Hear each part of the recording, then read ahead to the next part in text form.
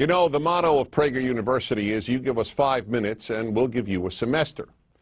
Well, I took many semesters on the question of the Middle East conflict. I was at the Middle East Institute, in fact, at Columbia University. That's where I did my graduate work.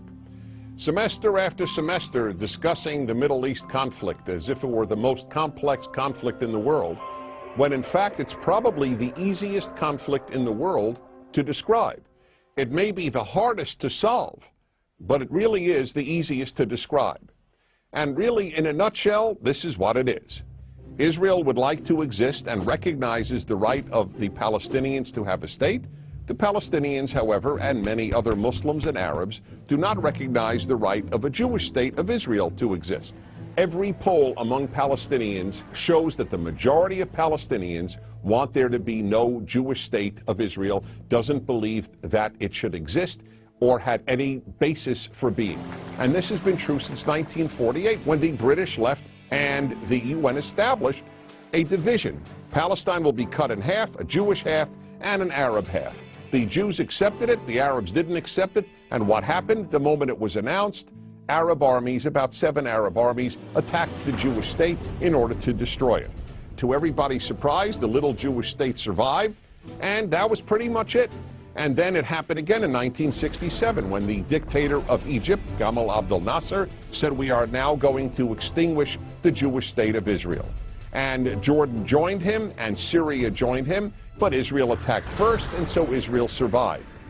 And that is how Israel, and only that way, came to occupy what was called the West Bank of Jordan, where many Palestinians lived, because many Palestinians lived in that part of Jordan.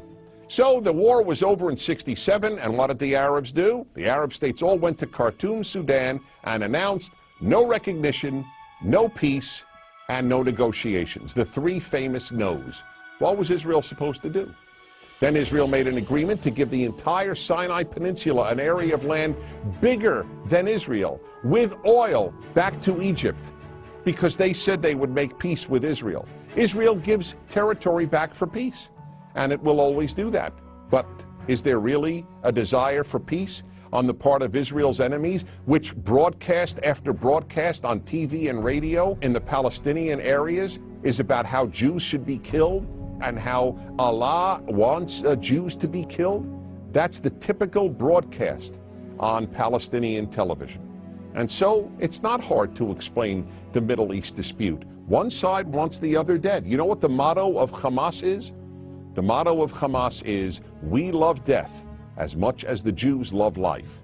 Now you tell me, how is Israel supposed to make peace when people believe what Hamas believes?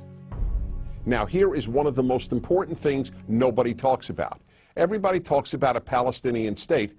Why didn't anybody talk about a Palestinian state while the Palestinians lived under Jordanian rule?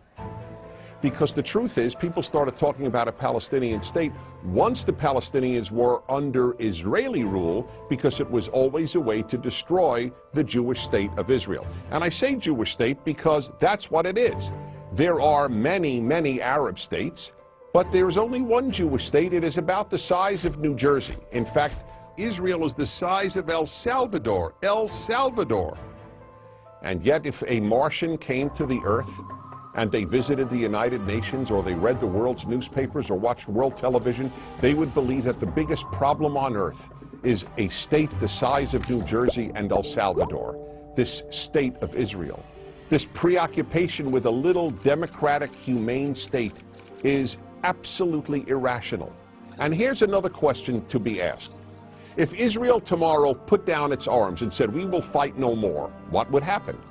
If the Arab countries around Israel said, we will fight no more, we put down our arms, what would happen? In the first case, there would be an immediate destruction of the state of Israel, with mass murder of the Jews of Israel. In the second scenario I presented, where the Arabs put down their arms and said, we just want peace, there would be peace the next Wednesday.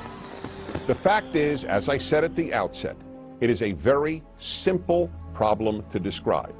One side wants the other dead. And if they didn't, there would be peace. And yet, please remember this.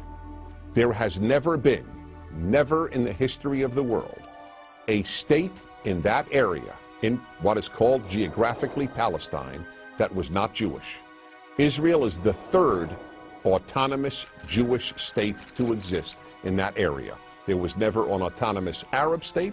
There was never an autonomous Muslim state. There was never an autonomous any other state. That's the issue. Why can't a little state the size of El Salvador that calls itself Israel be allowed to exist? That, in a nutshell, is the Middle East problem. I'm Dennis Prager.